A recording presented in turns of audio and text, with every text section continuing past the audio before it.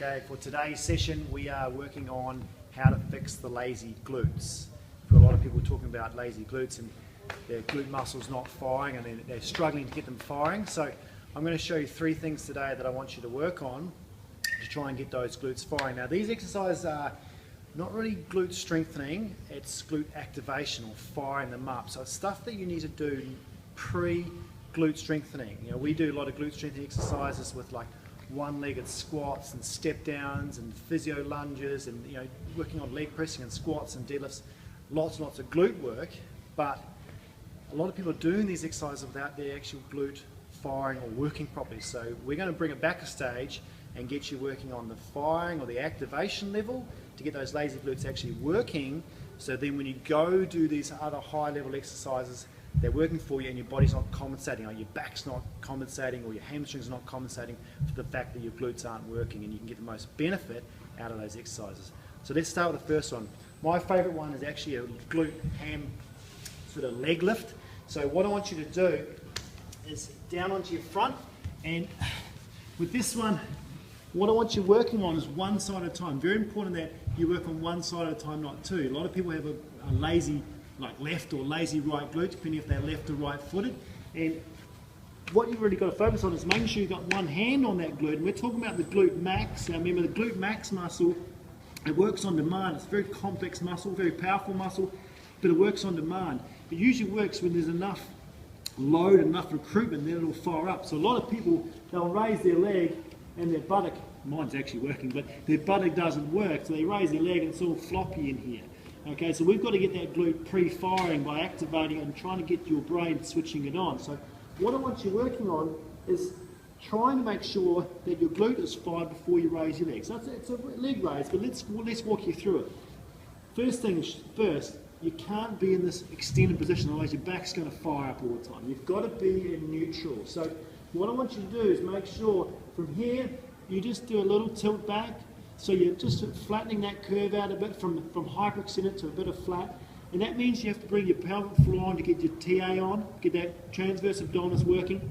Once you've got that on, you've got to think about, okay, I want my left buttock switching on. Okay, so you've got to clench that left buttock there. Sometimes it's good to whack it a little bit. And from there, I want you just extending the hip. Okay, it doesn't have to be far. Some people go a little too far and they start extending their back. So make sure that stays in neutral, keep that pelvic floor on, clench your buttock, extend your leg, alright?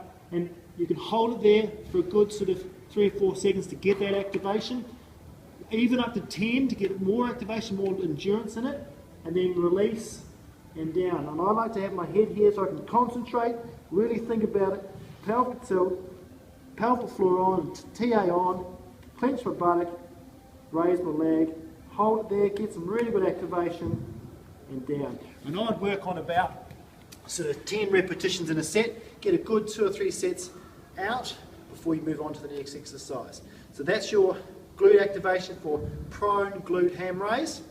Really good exercise.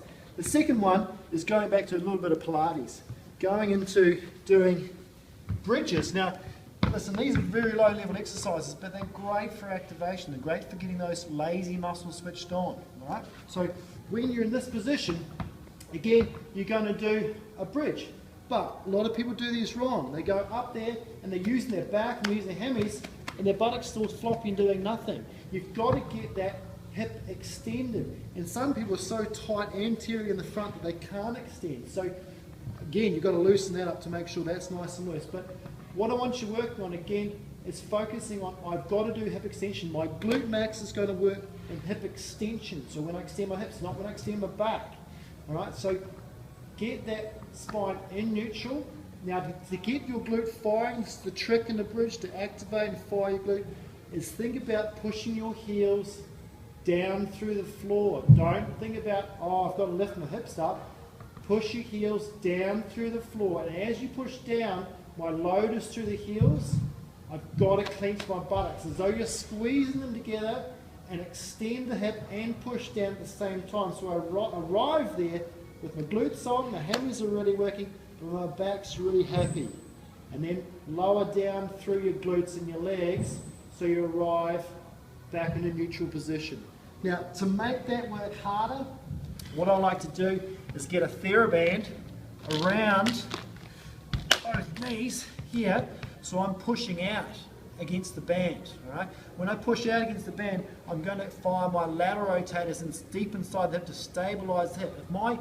This is great for stabilisation and really good for working on your lateral rotators and your glute medius and that sort of thing. But this exercise here, if I fire my lateral rotators more, my glute max has got a better chance of firing because my hip's stable.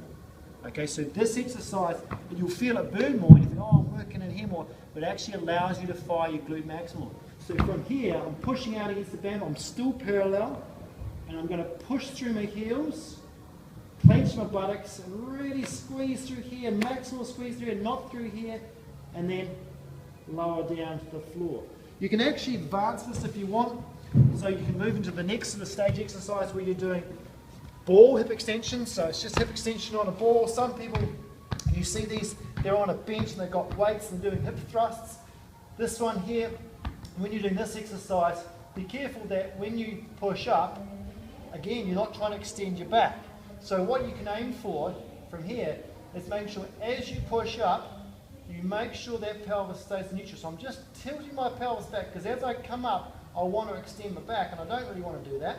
So when I get to there, I'm really switching on my heels, my glutes, I'm pushing my heels down so I'm maximal for my legs, my back's happy, my core's on, and then when I release through the hips here. So I release down into that nice squat position, and that's, again, your glute's going to fire when you're in flexion, okay? When you're deep in flexion, when you push, it's going to fire, and then it's going to fire again when you're up in that end range extension up into here. And you've got to make sure you're clenched all the way up and down. So really important tip there for those ones. Then the last one I like working on is doing a 4-point hip extension. Now this activates your core a little bit more, so it's a little bit harder to challenge for your core stability. If your core stability is not great, it's a little bit harder. But what I want you to work on is get into that nice 4-point position where you're trying to get your thighs straight down. Sometimes it's easier if you look in a mirror. And I want you working on making sure that lower back is neutral, pelvic floor is engaging your TA, and you're going to put weight through your hands, make sure your shoulders are protracted, and you're going to extend one leg up like that. Now again, it's very much a sort of a low level exercise, but what I like doing, get your band out again, tie it around one foot, so it's locked in there, okay, and then get it around your opposite knee, so it's locked in there. And what I want you to work on, now you've got some resistance to work on. You've got to make sure though that you do not overextend your back. So you can't come up into here, I'll just put that down there a little bit, you can't come into here and then go and extend your back, alright? So you've got to make sure that, oh, my back's neutral, when I come up, my hamstring's going to fight, but I really need to fire and clench my glute. Think about pushing your heel up to the ceiling, and as you go high, you've got to really fight here. Make sure that back's not working too hard. Make sure it's all glute here and all abdominal anterior section here. Push as high as you go, really get that contraction, and then down.